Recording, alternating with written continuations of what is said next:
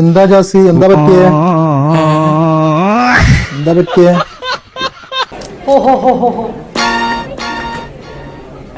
നിങ്ങളെല്ലാരും എന്നെ വട്ടട്ടോ ഉപദ്രവിച്ചിട്ട് എന്റെ ആ വായക്കായി മുറിക്കാൻ പോയി. ആ വായ മുറിച്ചിട്ടാണ് ഇപ്പോൾ ഉള്ളത്. ഒരുപാട് ആൾക്കാർ എന്നോട് പറഞ്ഞു, എന്താ അത് മുറിച്ചൂടെ മുറിച്ചൂടെ. പാച്ചേട്ടാ അവമാനിക്കരുത്, ഞാൻ നല്ലൊരു കുടുംബത്തിൽ പറഞ്ഞവനാണ്. നീ നല്ല കുടുംബത്തിൽ പറഞ്ഞു, ഞാൻ പിന്നെ മറ്റേ കുടുംബത്തിൽ പറഞ്ഞാണല്ലോ.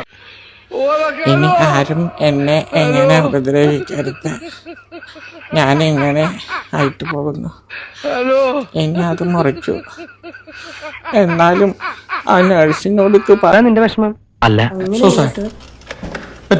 ഉള്ളത് ഒരു തുമ്പെങ്കിലും ബാക്കി അവിടെ വെക്കായിരുന്നു. മൊത്തം മുറിച്ചു. ഇനി ഒരു മീറ്റല്ലെങ്കിലും അവിടെ വെക്കാൻ സമ്മതിക്കണം. എങ്ങനെയുണ്ട് എന്റെ പെർഫോമൻസ്?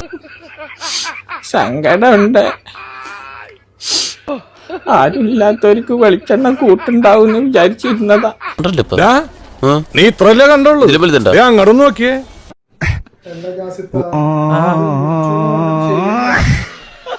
ഇനി ഞാനത് മുറിച്ചത് കൊണ്ടുവന്നിട്ട്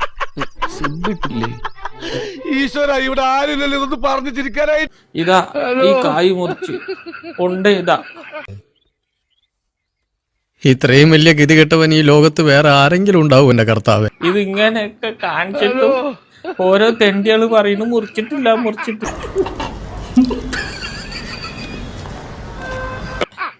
നല്ല ഇടങ്ങറുണ്ട്. ഞാൻ ഇത് എങ്ങനെ കാണിച്ചു തരാം? അപ്പൊ ഞാന് പറ്റിച്ചേ. ഇവിടെ വരാൻ ഇങ്ങനത്തെ അസുഖമുള്ളവന്മാരെ അങ്ങനെയുള്ള സ്ഥലത്ത് കൊണ്ടുപോകണം, മനസ്സിലായോ? അല്ലെങ്കിൽ വീട്ടിൽ പൂട്ടിയിടണം, അല്ലാതെ നടു റോട്ടിൽ മേയാൻ വിടരുത്. പൊന്നെ സഖി, എന്തിനാ പിണക്കം എന്നോട്? എന്തിനാ? അല്ല പൊന്നെ, പെൺവേദന പറ്റിച്ചേ. പണിയെടുത്ത് തിന്നണമെന്നൊക്കെ ആഗ്രഹമുണ്ട് സാറേ. അയ്യോ, എന്നിട്ട് എന്ത് പറ്റി? പക്ഷെ പറഞ്ഞു പറ്റിച്ച് തിന്നാലേ വായിന്നിറങ്ങും. ഞങ്ങൾ അങ്ങ് ഇറങ്ങട്ടെ. ആയിക്കോട്ടെ, സന്തോഷായി. അപ്പൊ എങ്ങനെയാ, ഇവിടൊക്കെ തന്നെ കാണുമല്ലോ അല്ലേ?